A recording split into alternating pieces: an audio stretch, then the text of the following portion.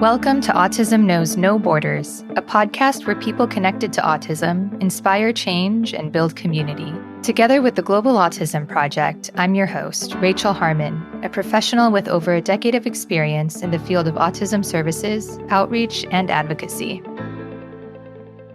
Have you ever struggled with managing money? Do you sometimes feel ashamed because you find it hard to reach your financial goals? While this can be a very common challenge among autistic people, today's guest, Andrew Komarow, encourages his clients to acknowledge themselves for their present financial capabilities and maintain a positive attitude. Small and simple steps can go a long way towards bigger goals. This episode with Andrew Komarow was originally released in May 2021. We're re-releasing it today to offer useful financial tips for those who may still need them. Andrew Komarow is a certified financial planner and certified neurodiversity professional. He's also the founder of Planning Across the Spectrum, a company based out of Connecticut that specializes in helping individuals, families, and employers of those with autism and other disabilities to pursue financial independence. In this conversation, we discuss Andrew discovering his own autism as an adult and how it affects his life, common struggles with financial planning that autistic individuals face, services offered by Andrew's team at Planning Across the Spectrum, alternatives to guardianship, and benefits of hiring neurodiverse staff. In this episode, discover what's possible when financial freedom is in your pocket. And now, I present you, Andrew Komarow. Hi, Andrew. Welcome to Autism Knows No Borders. Thank you for being here today. No, thank you so much for having me. My pleasure. Appreciated. Could you please briefly introduce yourself? Sure.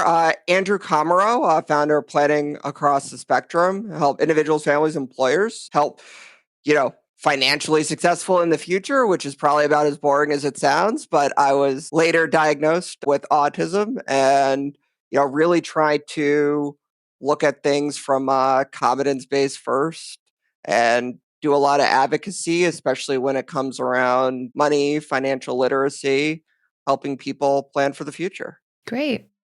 So let's first start by talking about you and your autism.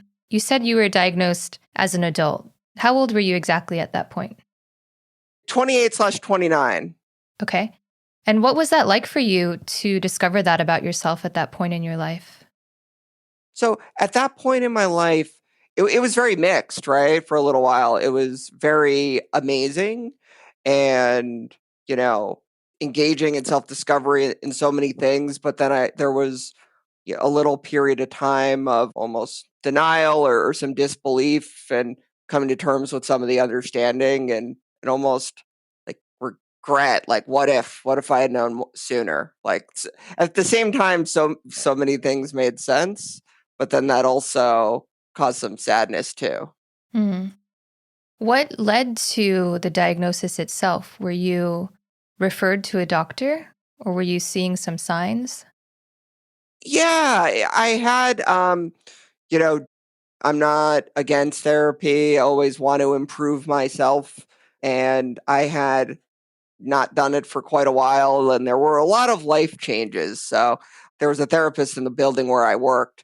And I just walked down to the second floor. And it was funny. I said, I would like a therapist. She's like, I can find somebody. I said, no, I want you. She said, I can't see anyone for a few months. I said, okay, I'll wait, which just thinking about it now is kind of a very autistic thing to do. And we were watching Atypical when that was new, the TV show. Mm-hmm. And I was joking with my therapist and even my wife too, that there were a lot of similarities, even just the job working at a computer store, special interest like penguins. So there was just like common similarities in that regard. Mm-hmm. And my therapist is like, you probably shouldn't be joking. Okay. And so I guess you were watching Atypical, so you knew what autism was. Or I thought I did. Okay. Got it. Did you always feel different growing up? Yeah, absolutely. From an early age, I felt being different and not boring was also one of the most important things that I could be too. But different and alone is different than just different, if that makes sense. Mm-hmm. What was it like for your family when you received the diagnosis? So a couple things come to mind. If we talk about me and my wife, she has a degree in psychology Hmm. and knows this and has, noticed autism in some children of our friends before they did. And so I thought there was a period where of almost disbelief of she must have been hiding it from me, right? Trying to hurt me. She knew I was and didn't tell me, which was absurd You felt that way it wasn't true? Okay. for a brief period of time, right? I think this was more kind of like grief isn't the right word. It's not quite denial, but I guess it was one of those where when looking back, it being one of those kind of almost so obvious, it was like, how was it missed? Mm. It was probably just one argument, but so it's fun to joke about now. But there was some great discovery. My favorite example is I have or slash had the habit of not completing sentences out loud and just finishing them in my head. And not being aware of that, I thought I said something that I never said. And my wife, over time and habit, completed the sentence for me in her head. Interesting.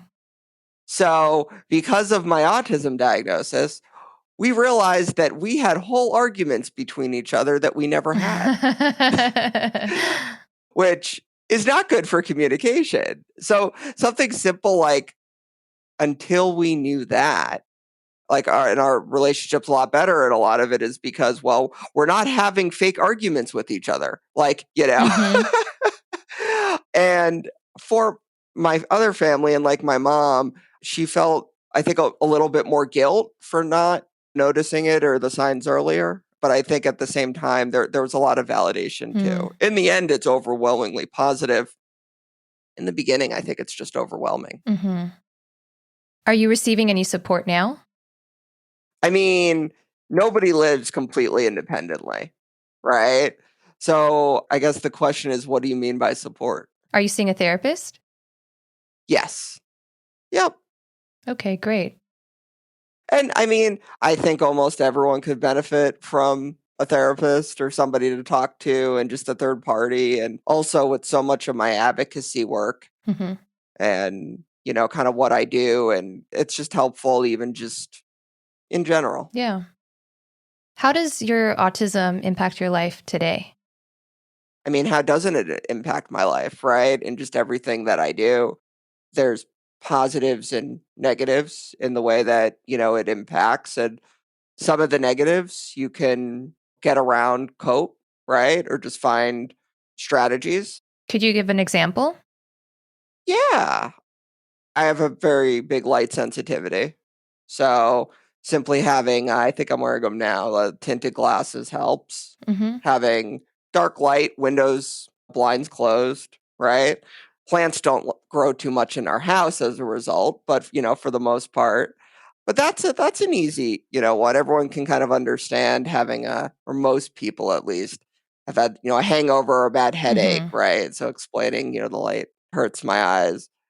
There's certain sensory things that I can just stay away from, like cotton balls, like that feeling. So those are easy to stay away from, except if you get a bottle of vitamins, right? Oh, yeah. And then there's things that maybe aren't as easy. If routine gets thrown off a little bit too much in one day, I think it's all about realizing it and being able to come back to, let's say, normal or baseline, or the knowing the why is really helpful for then knowing how to address it, if that makes sense. Hmm. And what are some of the positive impacts of autism in your life? It allows me to be very good at what I do.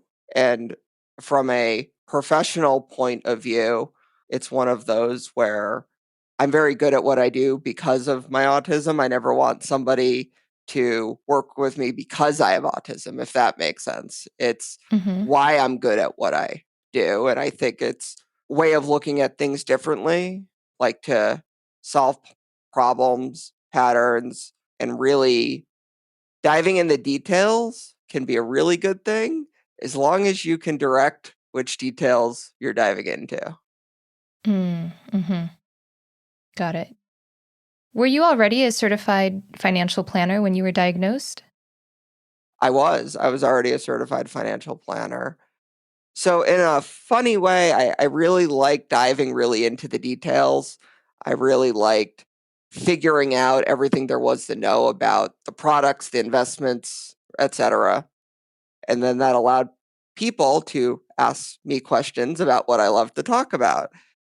But as I was growing in my profession, I wanted to specialize. That's very common. It's a good thing to do. And I wanted to specialize in people who were like me, I thought.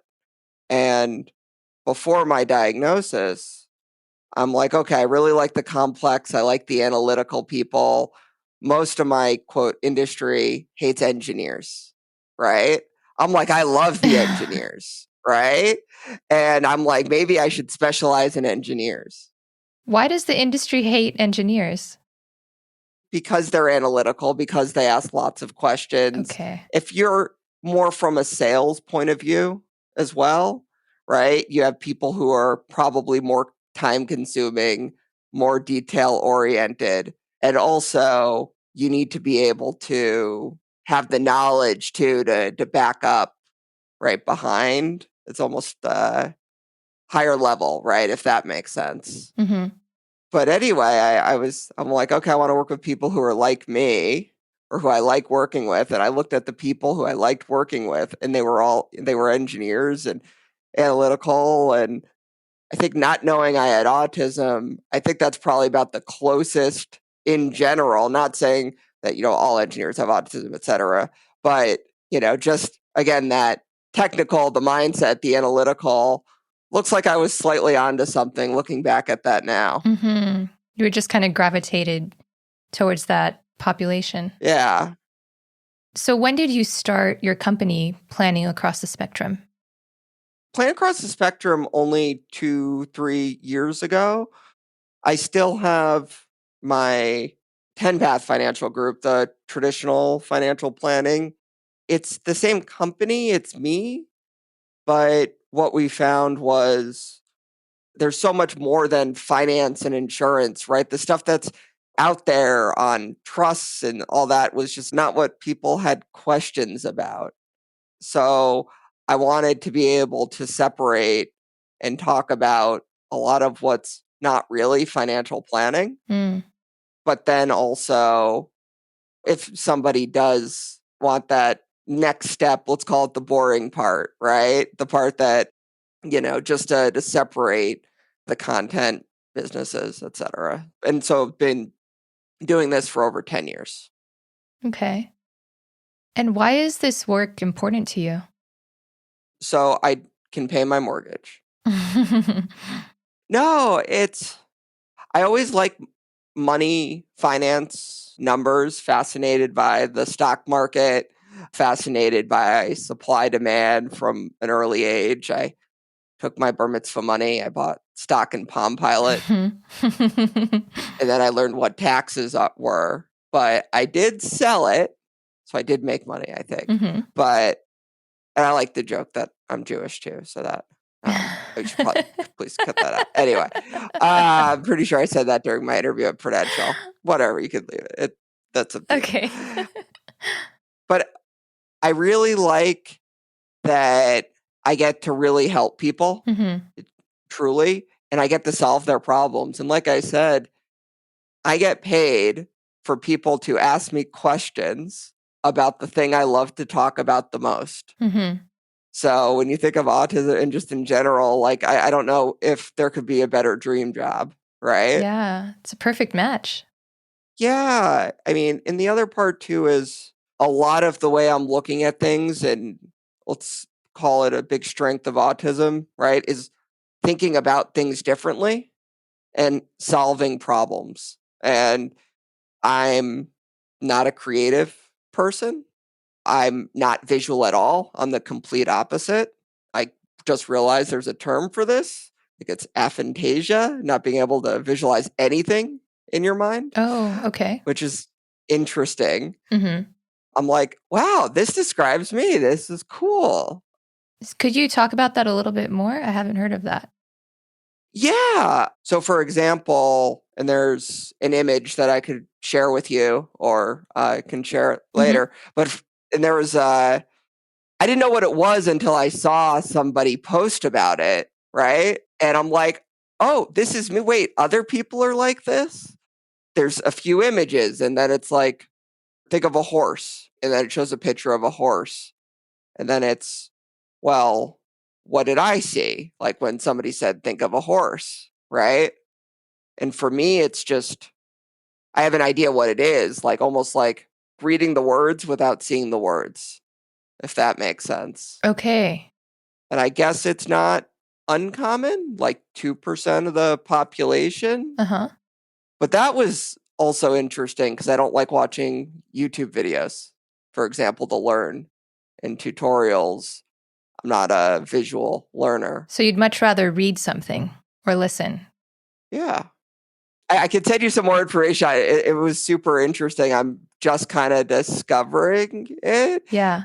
I'm just amazed that I always thought, let's say a TV show or like a movie, like where they have, like the dreams and the images in the head, right? Like this is all hyperbole, like an exaggeration, right? And sometimes it is. So when you think about memories or things that have happened in your life, can you recreate those images in your head? Absolutely not. Okay. In full disclosure, I realize this is me, but it's even new to me. So I don't necessarily have the best way to describe it quite yet. Okay. If that makes sense. Like I'm actually pasting for you in Thank the you. chat a good FAQ I found that really explained it really well. Like I also thought I didn't dream, but I remembered things happening, right? Because again, and I guess sometime, and I guess again, according to this, which seems accurate, some people do dream, some don't. But for me, it's like reading a book dreaming, right? Like remembering something happened, but not what it was. Yeah. Got it.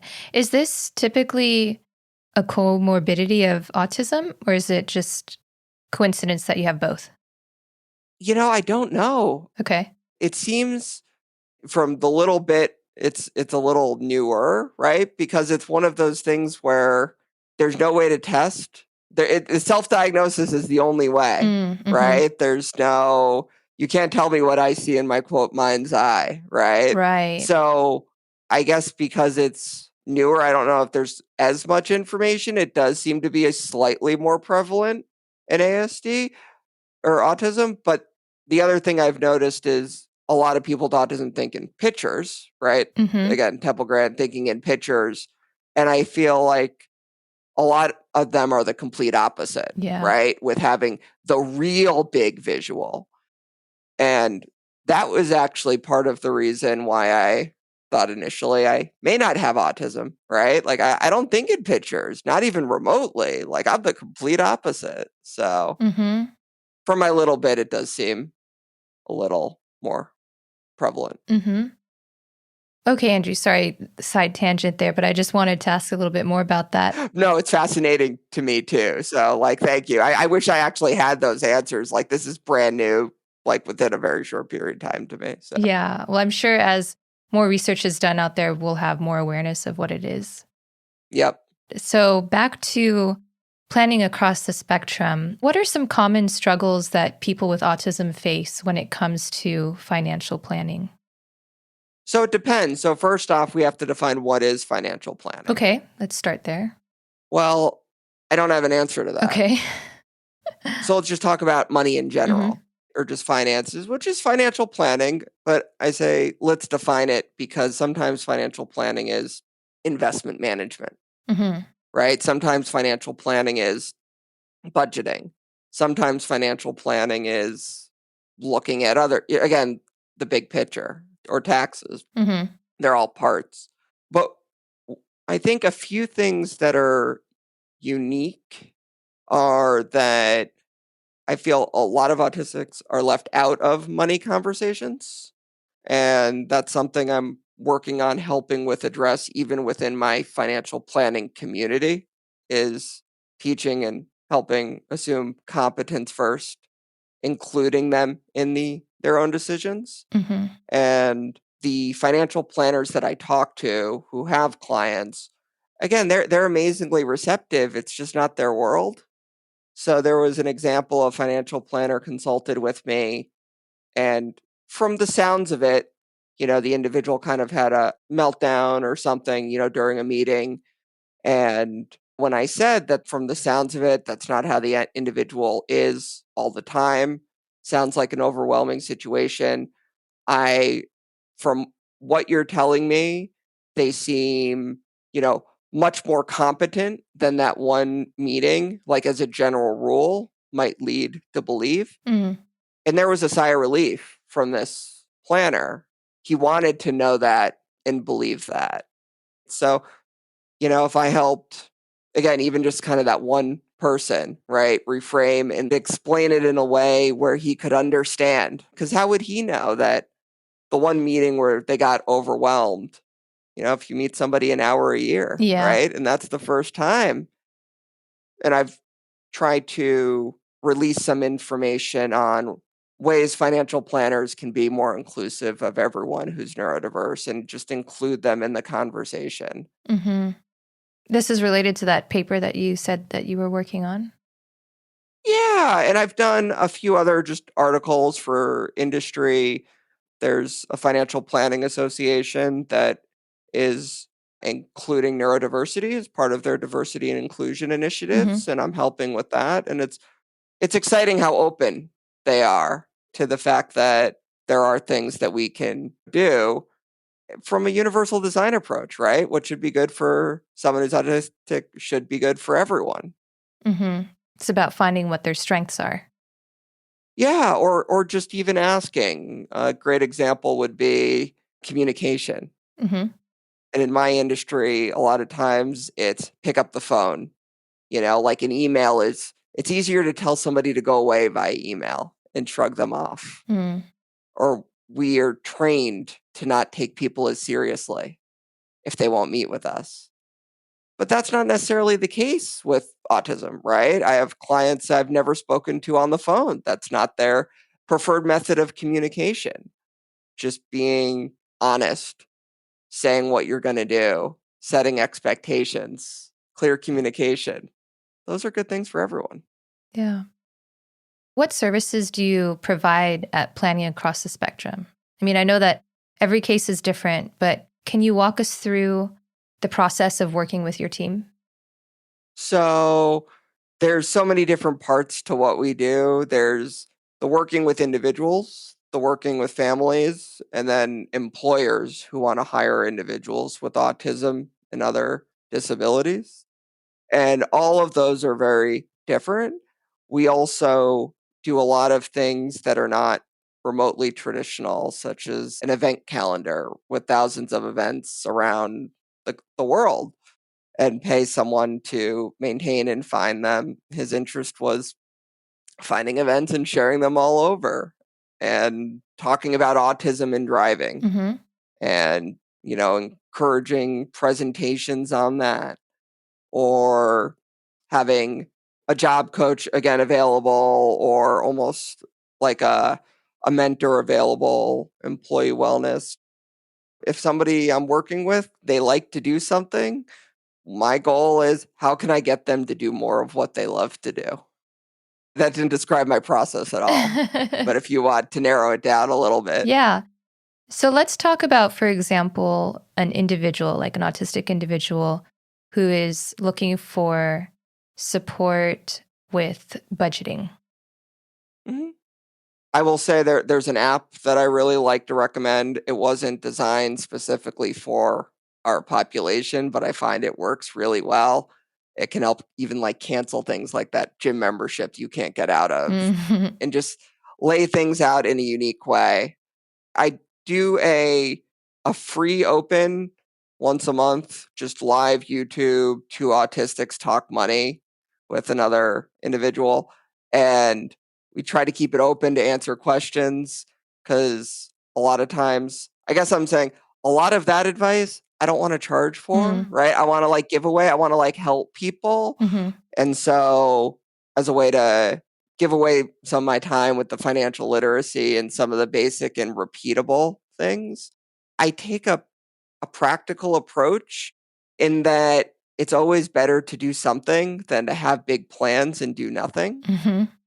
A couple things I notice, especially about autistic population, is we seem to feel more shame in general around money.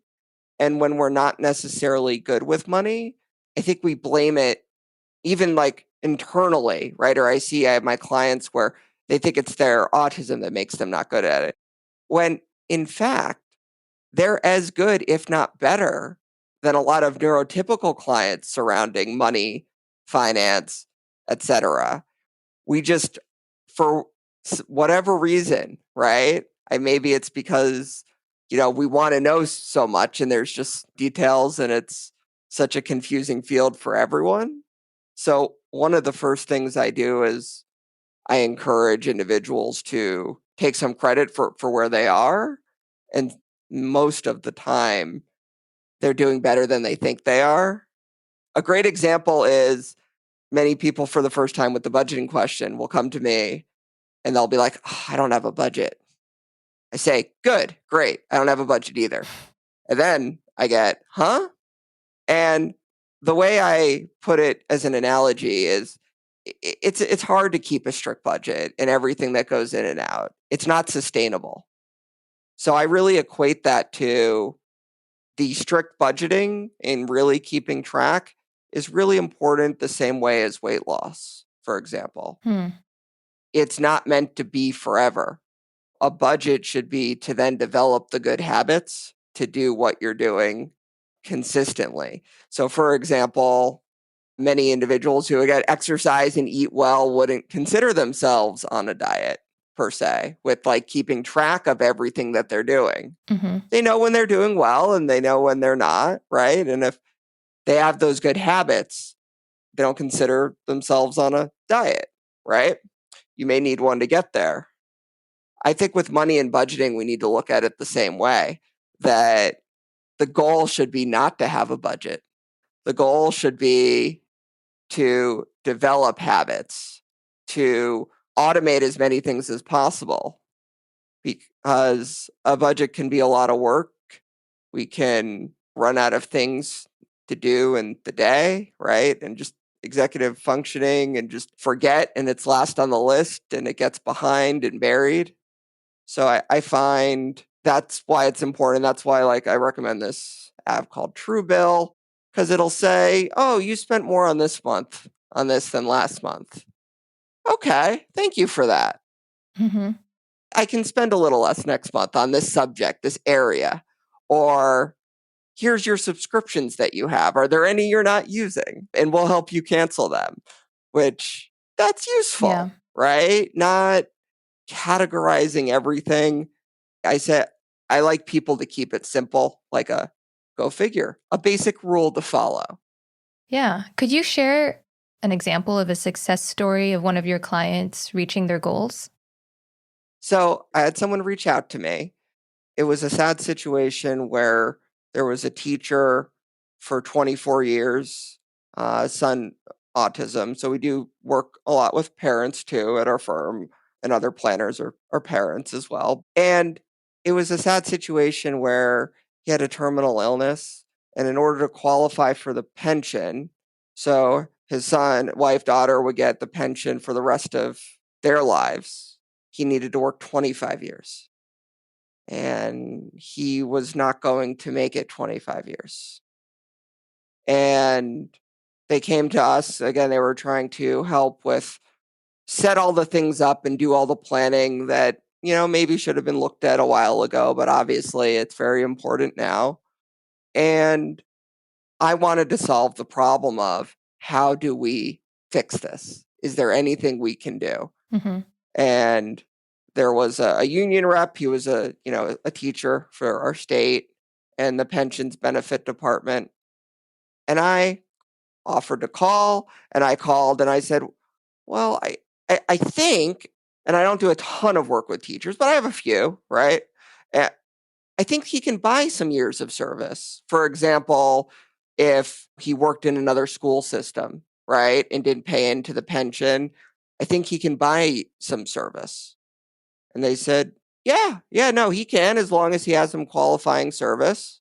And I got the email this week, and it was they're able to do it. He had some community college or some other teaching, right? Because usually, again, teacher does some other things for some other school system. And for $8,000, that's all it would cost for him to buy in for. Now, 8,000 isn't nothing to, but it's also that pension that he worked for for 25 years, his wife and kid will be able to get.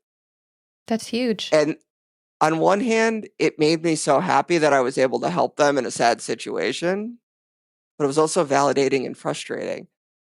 Why didn't anyone else think about that? Why didn't somebody look at the problem of, can we get an exception? He's going to pass away, right? Like, or a disability, or what are the options he has?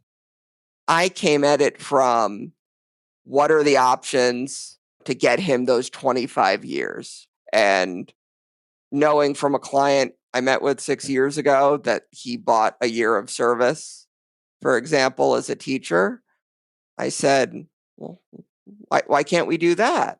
Yeah. Anyway, so that's the example. I know it's kind of sad, but that's my job. And right, but that out of the box kind of thinking helped this family so much. Yeah. Hey, Rachel here. Do you know anyone else who might find value in this episode? Maybe you know of an autistic person who might be interested in learning new strategies to stay on top of their finances. If you'd like to help them, you can share this episode when it's over. And now, back to the conversation. One of the services you offer is consultation regarding alternatives to guardianship, right? Yes. So first, could you explain what guardianship is for people who don't know? So I interchangeably use the terms guardianship and conservatorship. The reason is they're very state specific. And from a technical lawyer point of view, there's definitely differences between both states. But as far as general public goes, I like to oversimplify. And I'm just saying, if I will mention generally guardianship and conservatorship together.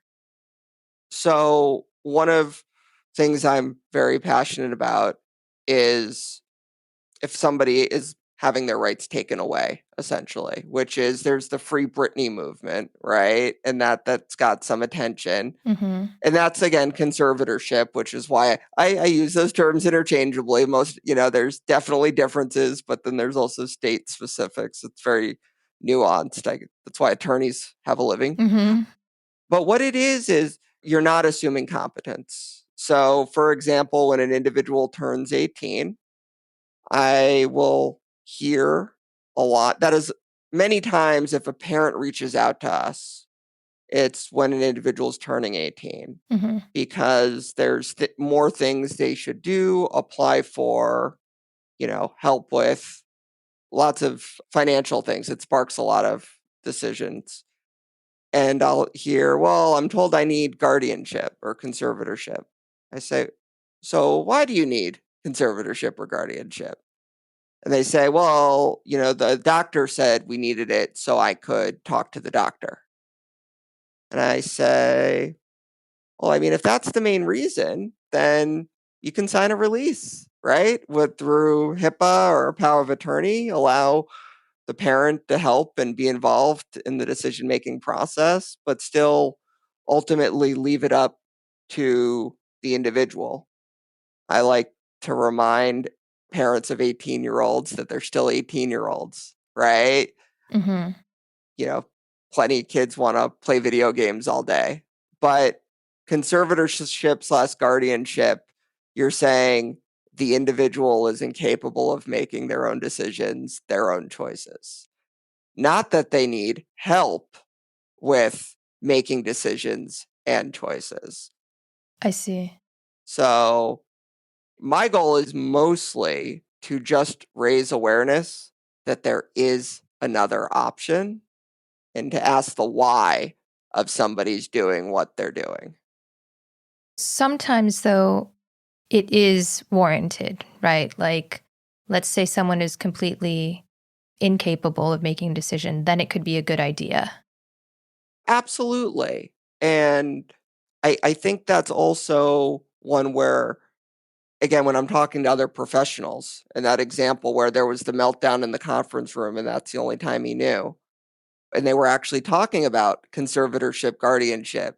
He has a job, he has a 401k, he might need help going with some decisions. Who doesn't need help making some decisions in their life? Mm-hmm. We all desire to have somebody that we can reach out to for advice, to help, confidant. And that's what supported decision making is, right? Mm-hmm.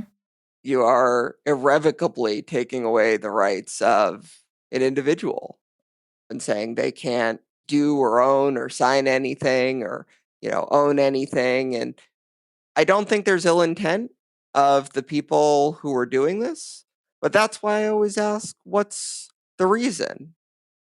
And if it comes up a lot of times around money, I find, well, look, let's see what we can do to try to help. So a lot of times autism as well, there can be impulse, I think, spending quite a bit, or that basic financial literacy that everyone should have was just skipped. And a lot of people aren't good with money. I think over half the population in the country, doesn't have $1,000 in savings if an emergency came up. And in my mind, the way to help is to try. We want to learn, right? We don't want to be left out of the conversations. We want to improve. But if we're not taught, like a lot of America isn't, how can we be expected to? Yeah. So taking it all away should not be the first option. Yeah, actually, when I was looking at your website, I saw this article that you wrote exactly about this topic. And you had said, when asking that question, do you want to make decisions for your child or decisions with them? And this statement really resonated with me because our motto at the Global Autism Project is do with, not for. And we apply this when we're teaching, when we're leading, when we're interacting with anyone, really, kind of assuming that competence exactly like you're saying. Yeah. And I love that article. I was very proud of it. And it was, even within people who agree with me on the subject, they felt it was a little strongly for no conservatorship/guardianship. But it's really just I get so many don't even know the other option exists. It's like, to me, it's a problem solving again. It's, well, what are you looking for? Why do you want it? And then what is the best option? And it's much easier to go more restrictive. Yeah. If needed, but assume competence. Full disclosure, I was voluntarily conserved, not being understood and challenges. I started kindergarten late because I had a speech delay. Again, how nobody suspected autism is beyond all of us. Mm-hmm. But instead of graduating at 19, I said, okay, well, let me graduate at 17 and go to community college. And then by the time I graduated high school, I'd have an associate's degree. And to me, that made all the sense in the world. I think my family was disappointed. Like, why do you want a GED? I'm like, I could have an associate's by the time I have a diploma. Like, again, rationally, it was just like, no brainer. But I also, from some of my troubles and other things, right? Again, voluntarily conserved. So I also talk about that from a passion point of view as well. Mm-hmm. Over 10, 15 years later, there's still things I can't do because of that one signature I signed voluntary. Not. So you're still conserved now? Nope. Haven't been for well over a decade. Okay, so you got out of it. It was very short. But there's still some things that, let's say, even I can't do because I've been conserved. Even voluntarily, I signed a form. From before? Yep. Within 20 years. Like what things? My Second Amendment. I can't own a gun. Okay. Which, by the way, is nowhere for the record. I didn't want one, but I just wanted to get a permit. Just the fee was going up and I'm Jewish, right? So in Connecticut. So I kind of wanted just to have it. It's so true. Just for my own education and knowledge and safety, right? Too. I mean, that was really it. I wanted to do the class to learn. I like to learn. I knew my history. I didn't want to lie at all, and I didn't. And I'm like, 5 years, mental hospital or anything. I'm like, okay, well over all of this, well over all of it. And there's a federal law where even if it was voluntary for a day for 20 years, you can't do it. So I got my permit in the mail that I paid for all the classes. The next day I got a letter in the mail saying there was like a check in it. I had to return it. Okay. And I couldn't fight it because they wanted like letters from like a social worker and things like that. I'm like, this is a decade ago. Like I don't, So you have to wait 20 years, you're saying? That's at least one example. Well, residual, if you still are, there's obviously, a ton more. Right. But I had a fun childhood. I was a ward of the state for many years. My parents didn't understand things. Anyway, complicated. But so when they switched over from the children's services to adult services, there is no plan. So it was check into this locked place and then they'll spend time and help you go somewhere or you're homeless. So I didn't really have much of a choice to sign a form, right? Yeah. How long were you there? A few months. It was more just like a transition, right? Like I got, a job, went to community college, but because of that, so a bunch of things I learned later. Did you have some behavioral problems? Was that the thing? Yeah. Yeah. And I think a lot of it was just not understanding me, what I needed. And I was also a teenage kid, right? So So I understand why this is such a passion project for you. If a parent were to go the supportive decision-making route instead of guardianship, once they're already in that process, what kinds of limitations might they run into that could be problematic? I think the one that we said earlier is that the individual is still the one who gets the final say. Okay. It's still the individual in the driver's seat. Where with conservatorship or guardianship, it's the other way around. The individual does not have the final say. So you can't stop the individual from making bad choices. And even as a parent myself, of course, you want to stop your child or young adult from making bad decisions. But I also think, people are also people, right? Autistic or not. But that would be the negative. The biggest negative is the biggest positive, right? They have the final say in their decisions. And I always think we should assume that first. So, Andrew, many of your staff are neurodiverse, correct? Yes. Okay. And I know we talked a little bit earlier about your positives with your autism, but what are some strengths related to your staff's differences that make them valuable to your team? So I think the strength is in exactly what you asked. It is they have differences. It's that there are different ways of thinking and looking at things. And if you have somebody who has an intense interest for something that they love to do and you can help them do it, they're going to be phenomenal at it. So whether it's talking about driving or, we have someone who's visual and helps with the brochure graphics, the flyers, or for example, really likes the networking and talking with people. And again, not everyone with autism is an introvert. So, he loves back when we had in-person events and things like that. Loves just sharing and talking, networking, writing. I always hear about, the autism in tech, but we don't have any of those here, right? So it's just such a wide variety of strengths. It's definitely more about the reason someone likes to do what they do than what they like to do.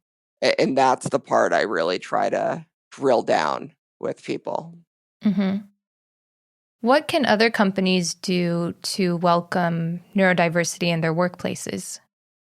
So what companies can do is they can first realize that they have neurodiverse individuals already, and that if they're doing something for neurodiversity and inclusion, they're not just benefiting their employees who they might want to hire, they're truly benefiting everyone, right? The individuals who are already working there.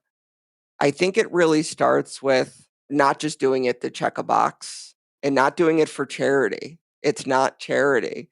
I'm very passionate about talking about how we should stop talking about the autism underemployment rate being high and how that's looking at it from a deficit first point of view.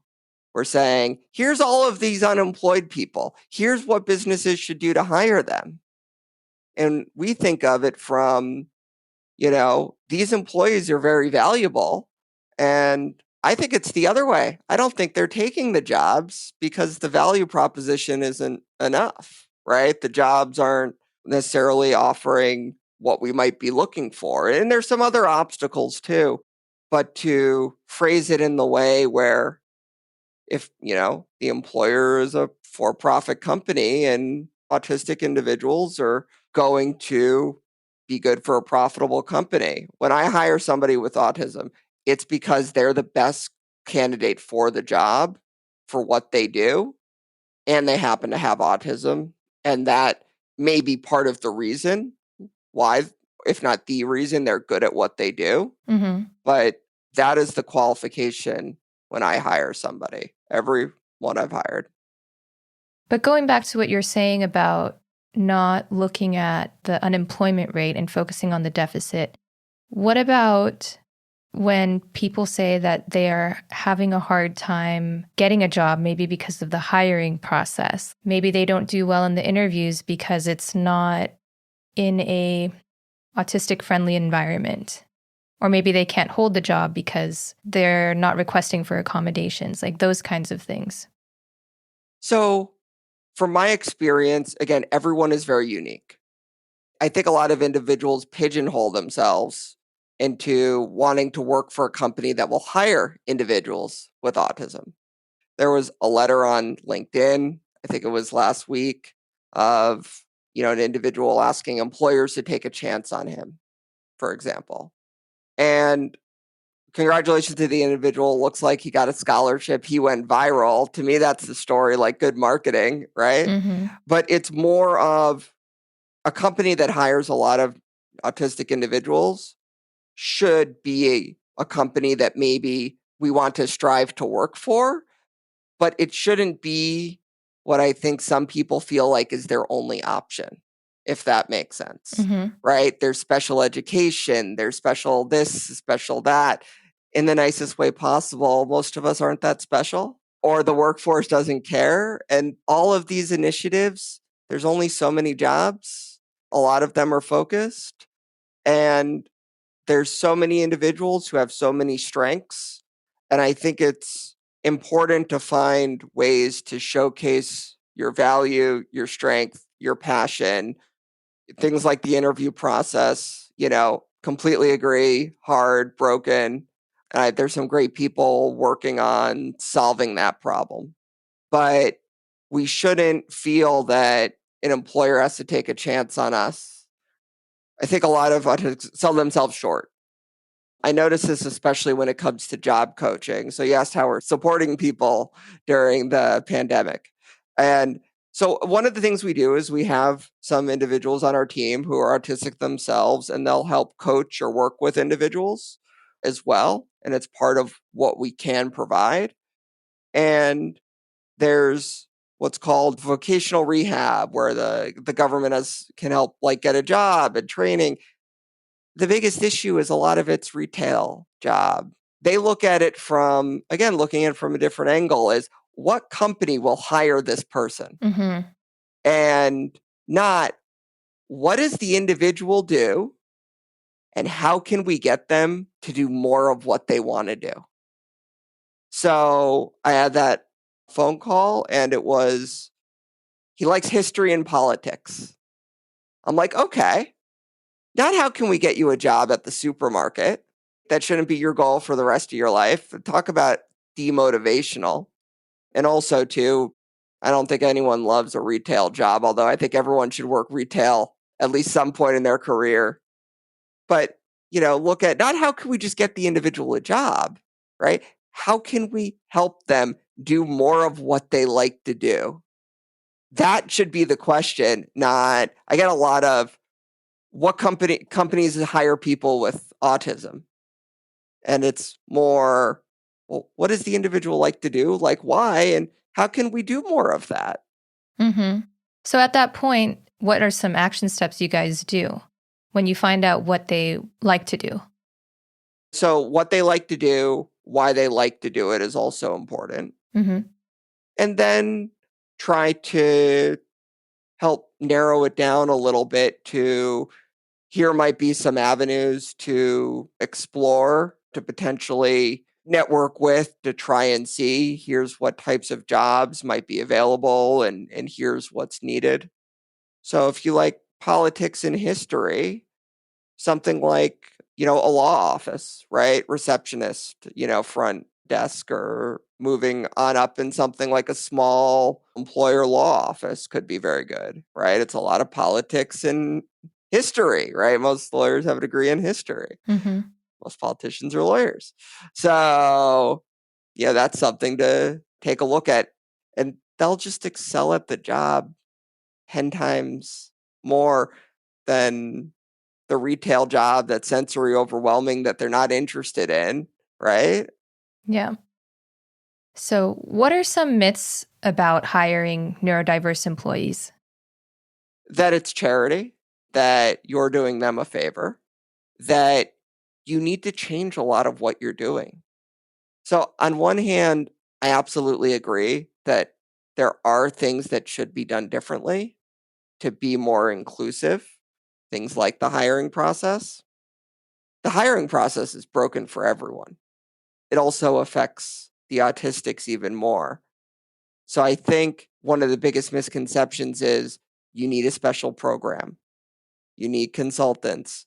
You need government incentives, or that they're not going to be as valuable as your other employees, when it's the complete opposite.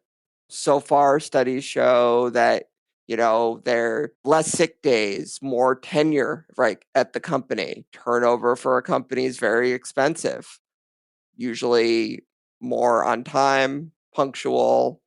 Again, some of these are a little bit of stereotypes, which, again, try to avoid the stereotypes. Everyone is completely different, but it's some of the common, I guess, myths, right? And that Yeah.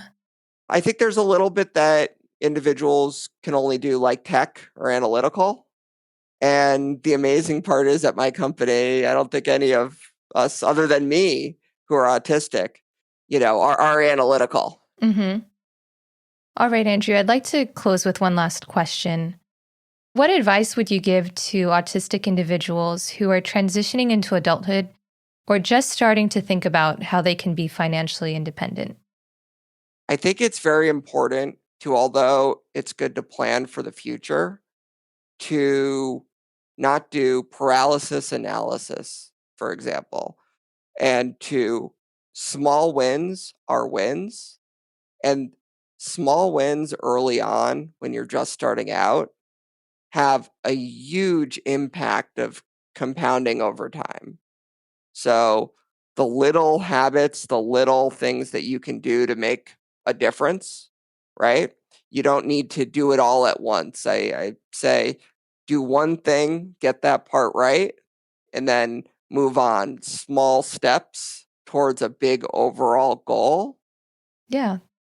And I can give an example. I encourage everyone who turns 18 to get a credit card.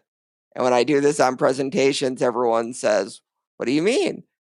And a credit score matters for employment, matters for housing, even rental, matters for cars and car insurance.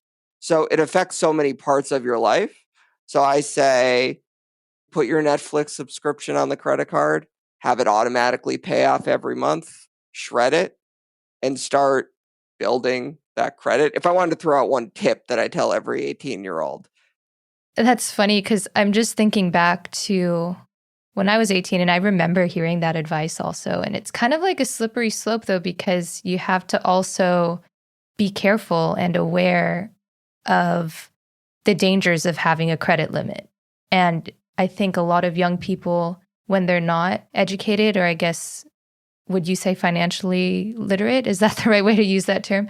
Yeah. But they maybe don't have experience with how to use a credit card. So I see what you're saying, and I agree with American culture, the credit score is an important kind of rating in determining your financial, I guess, assets as you get older. You want to invest in things, but at the same time, I don't know, there's like a warning sign that pops up for me too. Yeah. No, I agree. So that's why I say pick one expense that's really small, that's every month. Okay. Have it automatically pay the balance in full, and then get rid of the card. Mm-hmm. Okay, Andrew, how can people learn more about you and your company? They can go to planningacrossthespectrum.com. Probably the best. I'm on social media. I post a lot of my thoughts on things pretty regularly. So I encourage to go there, and LinkedIn, probably most active. And there I go. All right. Well, thank you so much for sharing your expertise with us. Yeah, no, thank you for having me. Thanks for tuning in to Autism Knows No Borders. If you enjoyed this episode, please share it with one person who you think will find value in it too. By doing so, you'll be helping us to improve access to autism services around the world. Thanks for listening. Take care.